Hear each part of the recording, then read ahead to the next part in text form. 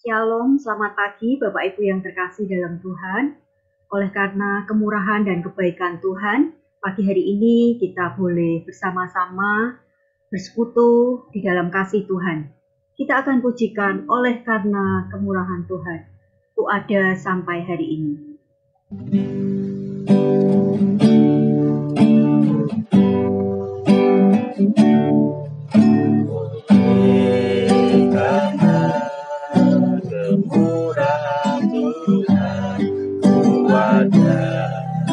Sampai hari ini,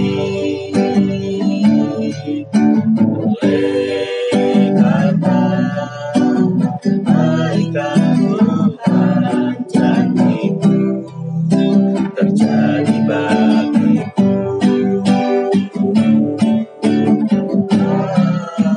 Aku percaya berkat-Mu atasku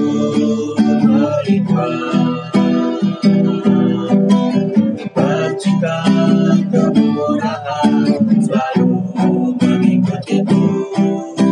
Ku puji, ku sembah Kau Tuhan. Karena kemurahan Tuhan ku ada sampai hari ini.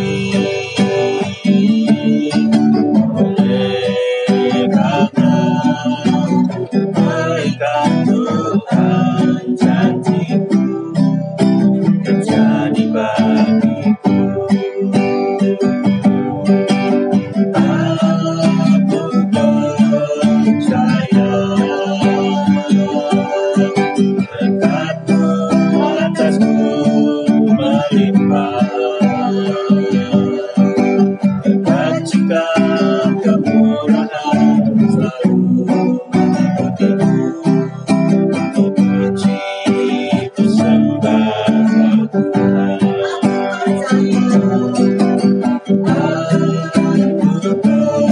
percaya berkat-Mu atasku melimpah. Percikan kemurahan selalu mengikutiku.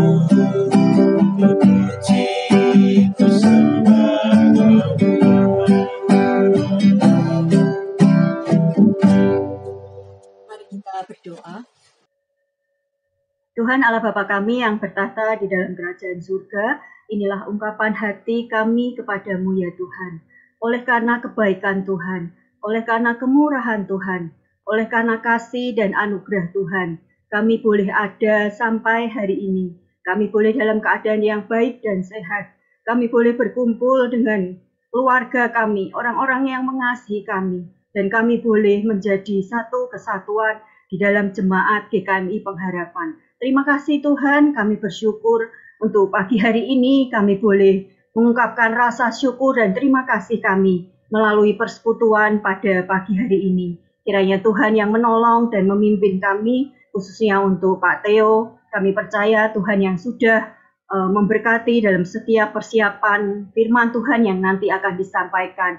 Dan ketika nanti Pak Theo akan menyampaikan firman Tuhan, kiranya hikmat Tuhan juga melimpah. Kuasai hamba-Mu dengan kuasa Roh Kudus-Mu ya Tuhan. Kuasa firman-Mu yang menjamah setiap kami, menguatkan kami dan memberikan jawaban dalam setiap kehidupan kami. Terima kasih Tuhan, kami menyerahkan persekutuan doa pagi hari ini ke dalam tangan-Mu. Hanya di dalam nama Tuhan kami Yesus Kristus, kami berdoa dan bersyukur. Amin. Firman Tuhan pagi hari ini akan disampaikan oleh Bapak Theodor pribadi. Kita akan siapkan hati dan pikiran kita dengan pujian. Ku bersyukur buat kasih-Mu.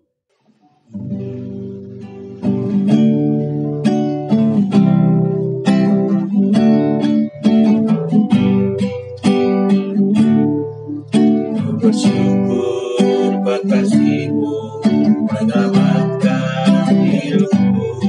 Oh Yesus, Tuhan dan Raja-Ku. Dengan apa kan ku balas anugerah-Mu yang ada.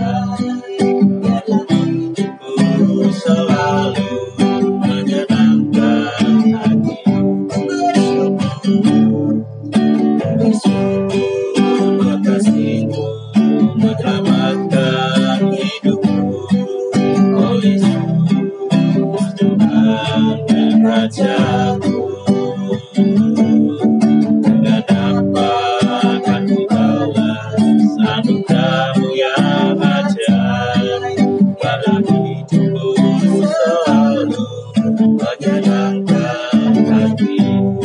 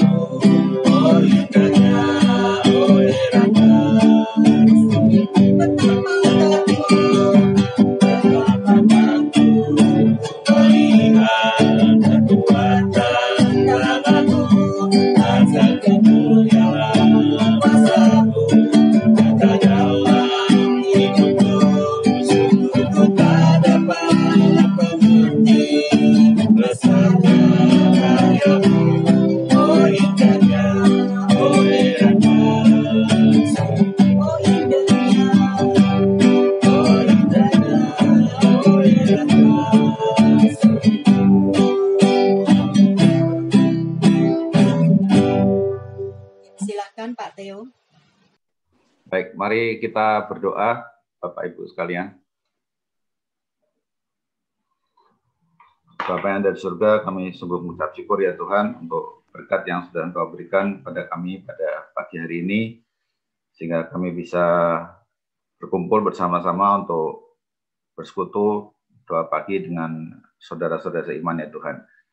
Kami sebentar lagi akan membahas tentang Pentakosta ya Tuhan, biarlah Tuhan sendiri yang memberikan hikmat kepada kami, sehingga diskusi dan pembahasan kami bisa berjalan dengan baik ya Tuhan. Terima kasih untuk semua berkat yang sudah Tuhan berikan kepada kami. Di dalam nama Tuhan Yesus kami berdoa dan mengucap syukur. Amin.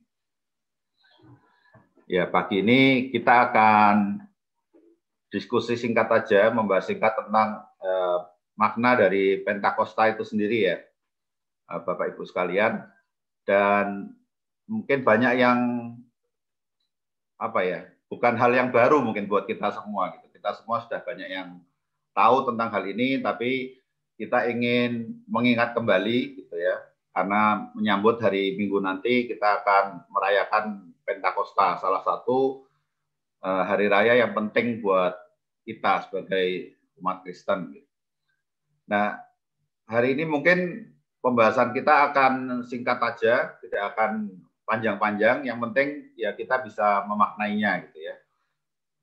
Saya akan menjalankan slide saya.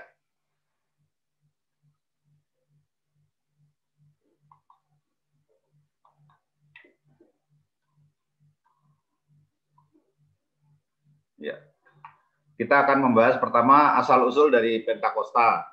Mungkin ada yang mau unmute dulu untuk mencoba menjelaskan apa yang diketahui tentang Pentakosta.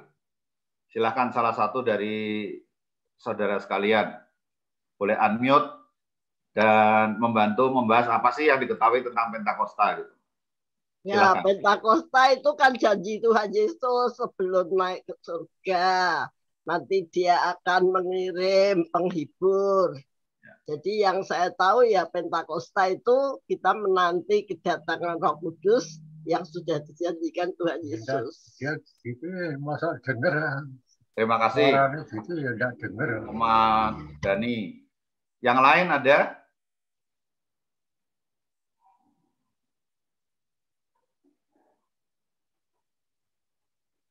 Mungkin satu orang lagi.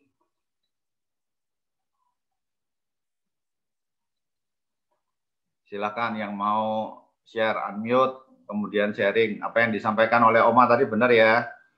Ya, ini adalah pengenapan dari janji Tuhan Yesus kepada murid-muridnya ya, bahwa dia akan mengirimkan penghibur. Ada lagi yang lain tentang asal-usul Pentakosta?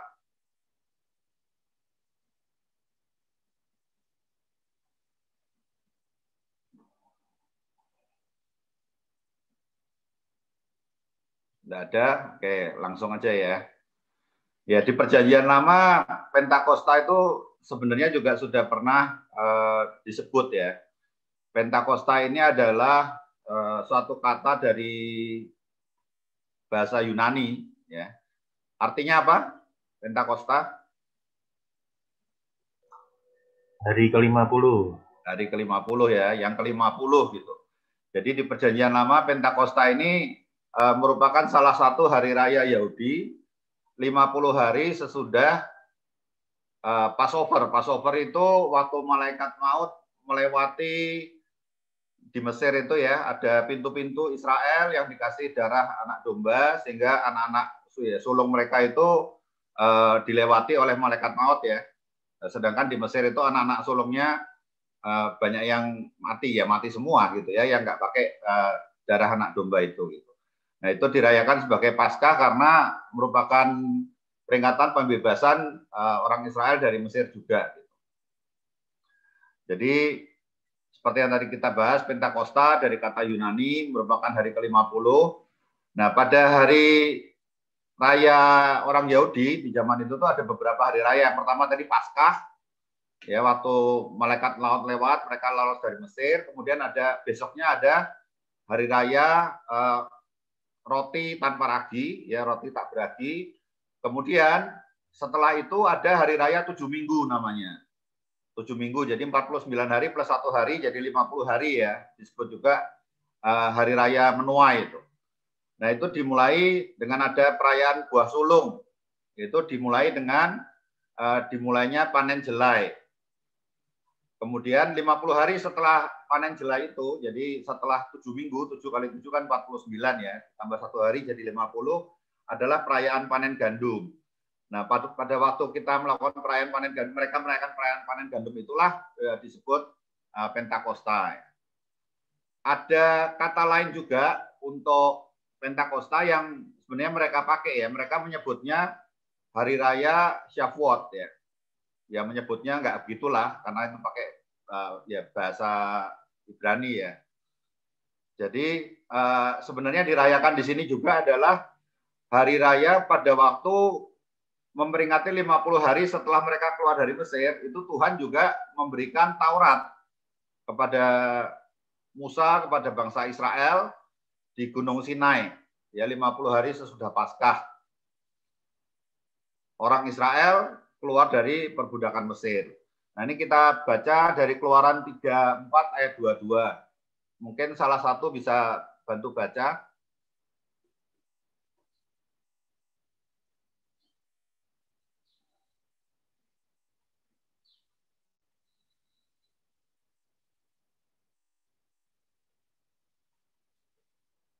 Ibu Ruth, bisa tolong bantu baca, Ibu Ruth. Keluaran 34 ayat 22. Ya, Keluaran 34 ayat berapa? 22. Ya. Hari raya 7 minggu, yakni hari raya buah bungaran dari penuaian gandum. Haruslah kau rayakan. Juga hari raya pengumpulan hasil pada pergantian tahun.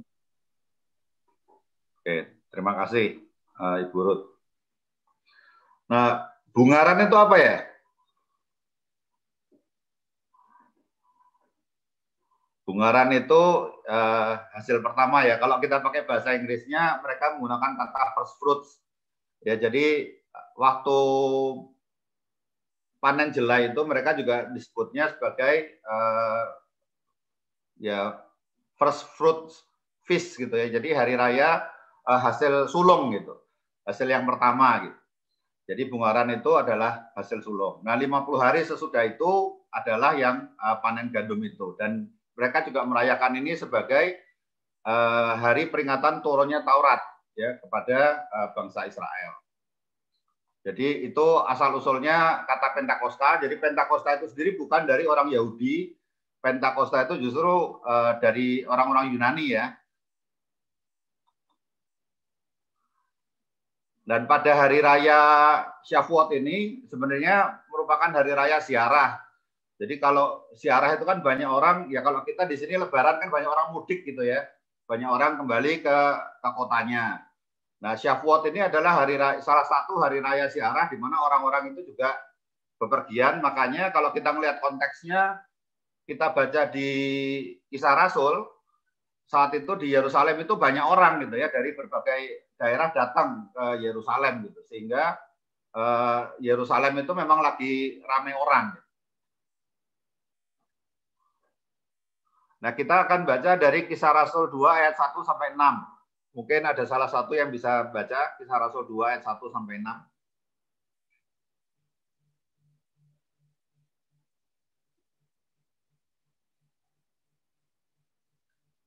Ibu Ati, Mbak Sunaryati bisa baca Kisah Rasul 2 ayat 1 sampai 6? Masih terbaca?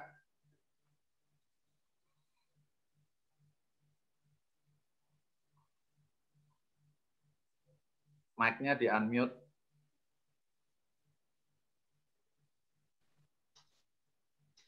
Ibu Sunaryati atau Ibu Ati, Pak? Ibu Sunaryati. Lupa saya nggak Pak. Ya. Ketika tiba hari Pentakosta, semua orang percaya berkumpul di satu tempat. Tiba-tiba turunlah dari langit suatu bunyi seperti tiupan angin keras yang memenuhi seluruh rumah di mana mereka duduk. Dan tampaklah kepada mereka lidah-lidah seperti nyala api yang bertebaran dan hingga pada mereka masing-masing. Maka penuhlah mereka dengan Roh Kudus, lalu mereka mulai berkata-kata dalam bahasa-bahasa lain, seperti yang diberikan oleh Roh itu kepada mereka untuk mengatakannya. Waktu itu di Yerusalem diam orang-orang Yahudi yang saleh dari segala bangsa di bawah kolong langit. Ketika turun bunyi itu, berkerumunlah orang banyak. Mereka bingung karena mereka masing-masing mendengar rasul-rasul itu berkata-kata dalam bahasa mereka sendiri. Ya. Ayat 6. Ya, jadi jawaban dari pertanyaan ini apa ya? Mengapa orang banyak terheran-heran pada hari Pentakosta yang di Perjanjian Baru itu ya? Jadi di Kisah Rasul, orang banyak terheran-heran. Itu jawabannya apa kira-kira? Ada yang bisa menjawab? Karena mereka bisa mendengar bahasa kampungnya. Iya. Bahasa ibu. Itu yang buat mereka bingung ya. Dan kalau kita baca di ayat 7, boleh Mbak Ati sekarang, Mbak Ati baca yang Kisah 2 ayat 7. Mereka semua tercengang-cengang dan terheran. Lalu berkata, bukankah mereka semua yang berkata-kata itu orang Galilea? Ya. Jadi orang Galilea tuh mungkin kalau di kita sekarang kayak orang desa gitu ya. Orang-orang yang dianggap ya mestinya enggak punya kemampuan kayak kalau di Jakarta itu kan indeks pendidikannya lebih tinggi daripada di Papua gitu ya. Enggak heran orang kalau pinter bahasa Inggris, pinter bahasa Jerman gitu di Jakarta karena interaksinya ya ketemu sama orang-orang itu. Nah, orang-orang itu yang datang ke Yerusalem saat itu bingung gitu. Karena mereka mendengar orang-orang itu ngomong pakai bahasa yang mereka ngerti gitu ya, pakai bahasa mereka sendiri, padahal yang ngomong juga orang-orang Galilea gitu. Jadi mereka semakin bingung lagi gitu ya. Nah, buat mereka jalan keluar yang paling gampang untuk menjelaskan fenomena itu, wah ini orang-orang mabuk gitu ya. Kalau mabuk ya mungkin di bayangan mereka bisa malah jadi pinter gitu ya. Mungkin bisa ngomong bahasa lain gitu. Kan sebenarnya nggak masuk akal juga, tapi mereka butuh penjelasan lah. Karena mereka ya bingung gitu. Kenapa kok itu bisa terjadi? Nah, ada yang ingat setelah mereka bilang ini murid-murid ini atau rasul-rasul ini mabuk gitu. Apa yang terjadi itu? Peristiwa berikutnya apa yang dilakukan oleh Petrus ya?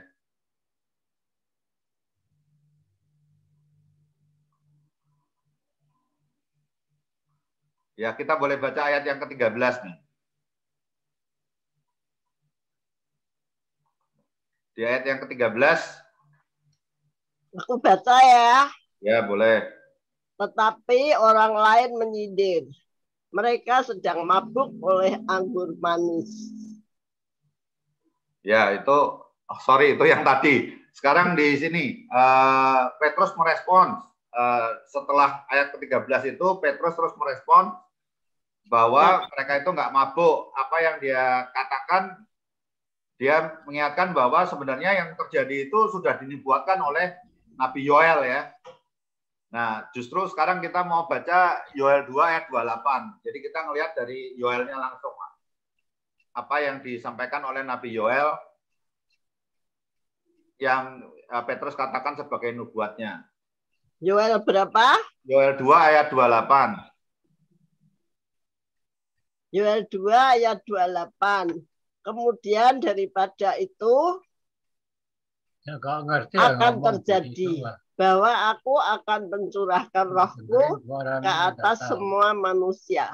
Maka anak-anakmu laki-laki dan perempuan akan bernubuat, orang-orangmu yang tua akan mendapat mimpi, teruna-terunamu akan mendapat penglihatan-penglihatan. Juga ke atas hamba-hambamu laki-laki dan perempuan akan kucurahkan rohku pada hari-hari itu. Aku akan mengadakan mujizat-mujizat di langit dan di bumi, darah dan api, dan gumpalan-gumpalan asap. Matahari akan berubah menjadi gelap gulita, dan bulan menjadi darah sebelum datangnya hari Tuhan yang hebat dan dahsyat itu. Dan barang siapa yang berseru kepada nama Tuhan akan diselamatkan. Sebab di Gunung Sion dan di Yerusalem akan ada keselamatan. Seperti yang telah difirmankan Tuhan. Dan setiap orang yang dipanggil Tuhan akan termasuk orang-orang yang terlepas. Ya, terima kasih Oma. Jadi dari ayat itu kita bisa belajar ya bahwa apa yang terjadi hari itu tuh bukan sesuatu yang aneh gitu, sesuatu yang memang sebenarnya sudah jadi nubuatan bahwa terjadi peristiwa besar lah. Ya, akan ada suatu peristiwa besar yang akan terjadi dan terjadinya hari itu. Dan itu kan sebenarnya bisa terjadi di hari yang lain. Tetapi kalau kita lihat Tuhan kita tuh memilih ya hari yang ke-50 setelah Paskah gitu. Jadinya kalau kita lihat itu ada saling keterkaitan ya antara hari raya yang dulu dirayakan, turunnya Taurat setelah 50 hari dari pembebasan dari Mesir, juga dengan kejadian di Perjanjian Baru itu. Saya rasa pemilihan bahwa Roh Kudus turun di hari ke-50 setelah Paskah itu ya memang bagian dari rencana Tuhan ya. Dan apa yang terjadi dulu, peristiwa-peristiwa itu sebenarnya ya kita bisa melihat ada koneksinya gitu dengan turunnya Roh Kudus yang akan menggantikan ya setelah Yesus naik ke surga gitu ya. Petrus menyampaikan tentang penyaliban Yesus dan kebangkitannya setelah mendengar respons dari orang-orang itu, dan mereka itu takjub ya mendengar khotbah yang disampaikan oleh Petrus, dan mereka tanya justru, terus kita mesti ngapain gitu, kita mesti berbuat apa gitu ya kalau kita baca di Kisah Rasul itu. Dan Petrus juga merespons, mengajak mereka untuk bertobat. Kalau kita baca di ayat selanjutnya di Kisah Rasul ya, Petrus mengajak mereka untuk bertobat, hendaklah kamu masing-masing memberi dirimu dibaptis dalam nama Yesus Kristus. Seperti yang disampaikan oleh Yoel juga gitu ya. Kalau mereka mendengarkan maka mereka akan diselamatkan. Untuk pengampunan dosamu maka kamu akan menerima karunia Roh Kudus. Jadi itu yang terjadi gitu ya. Kalau kita ngelihat hari itu, peristiwa hari itu gitu ya. Kira-kira ulang tahun apa yang dirayakan gitu pada hari Pentakosta itu, hari yang luar biasa itu? Ini jawabannya udah ada di layar nih.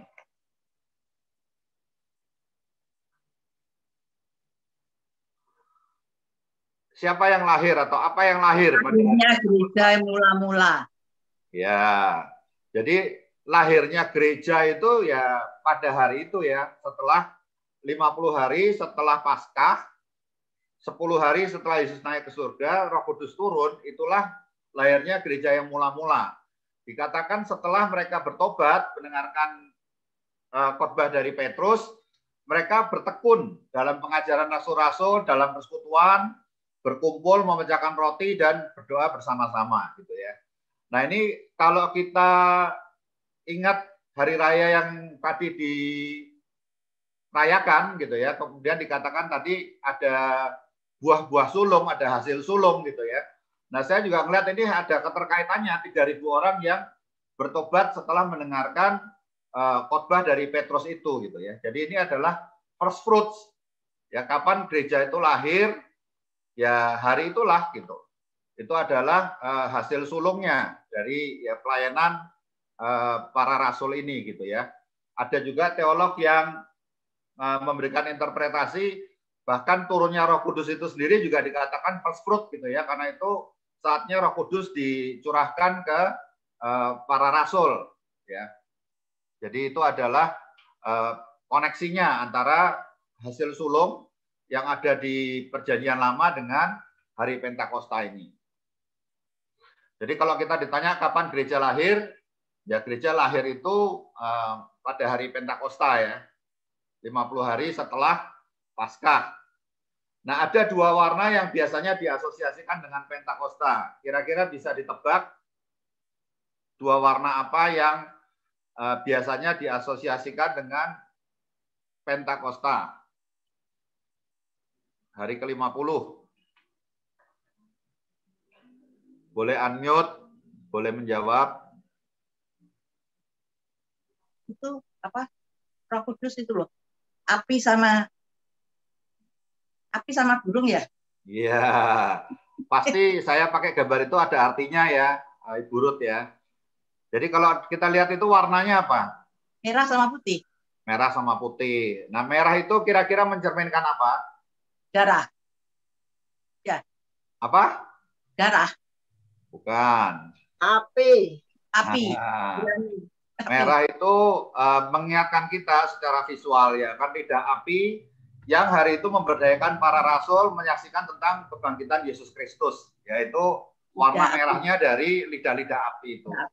Kemudian warna putih itu untuk mengenang baptisan dari jemaat yang mula-mula itu. Jadi ada istilah White Sunday, itu ya di mana ya 3.000 orang itu dibaptis, gitu ya. Jadi kalau kita mengenang White Sunday, warna putihnya itu sebenarnya dari hari raya Pentakosta itu juga.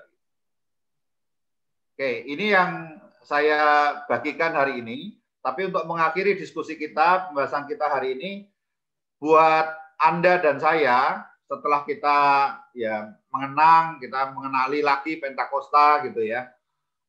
Maknanya apa kira-kira hari raya Pentakosta ini bagi kita, gitu. Karena ini yang lebih penting, gitu. Bagaimana kita memaknainya sebagai orang Kristen, sebagai pengikut Tuhan, dan sekarang dengan adanya ini ya kita bisa ke gereja, gitu ya, kita bisa bersekutu bersama-sama dengan yang lain, gitu, karena gereja lahir pada hari itu.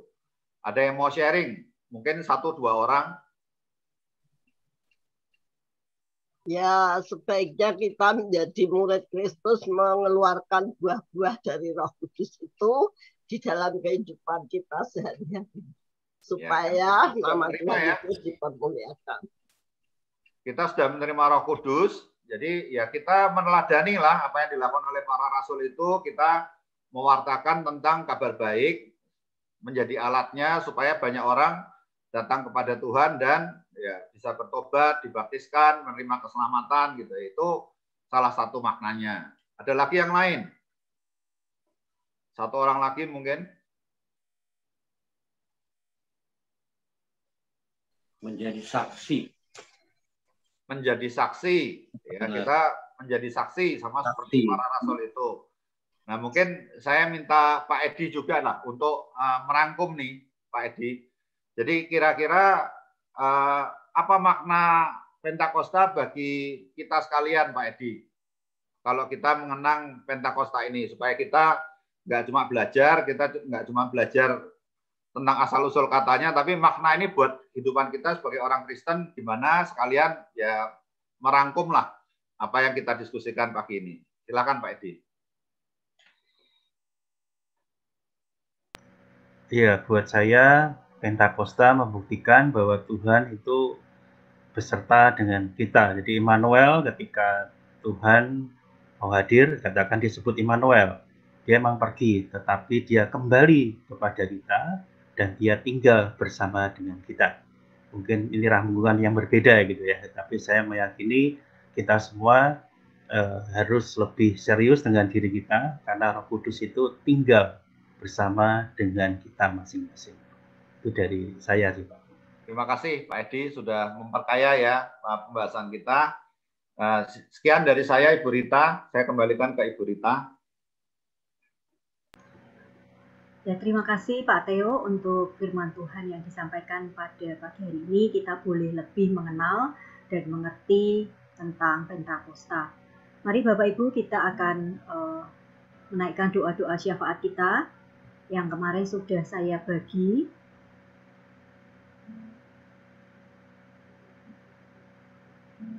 Kita bisa kembali melihat di slide.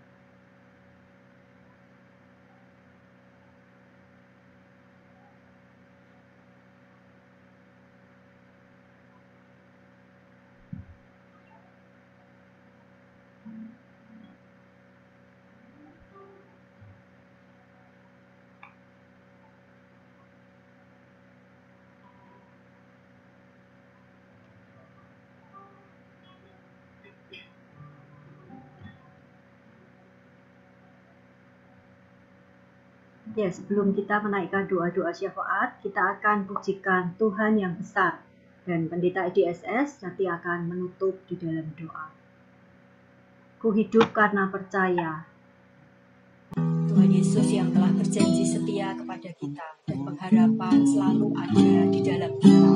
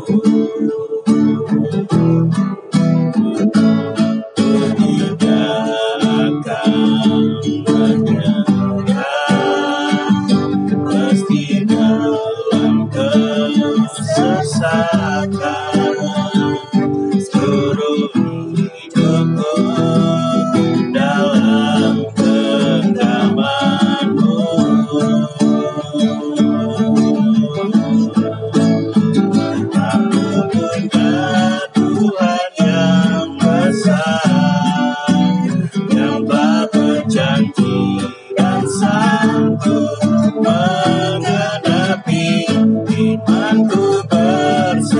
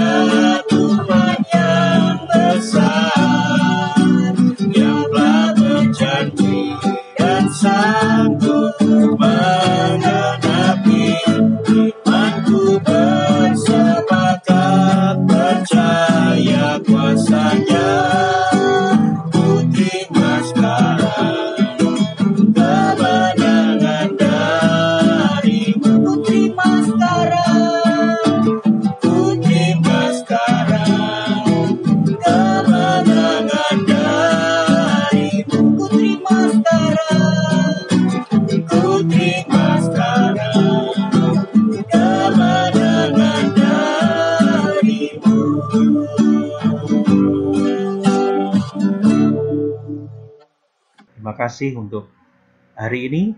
Tuhan berikan kami hari yang baru. Biarlah Tuhan yang juga memberkati untuk setiap langkah hidup kami. Sepanjang hari ini hidup kami hidup yang memuliakan Tuhan. Apapun yang kami pikirkan, katakan, dan lakukan, semuanya menyenangkan hati Tuhan. Kami berdoa untuk seluruh jemaat-jemaat di kami pengharapan. Dan Tuhan juga memberkati dimanapun kami berada, dimanapun dan apapun yang kami kerjakan, semuanya untuk menyenangkan hati Tuhan.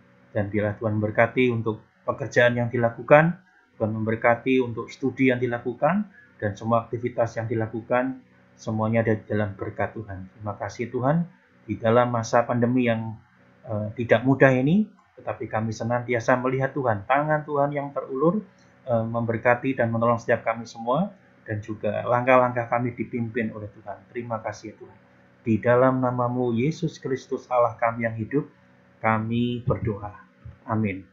Kita pujikan Bapa, terima kasih. Bapa di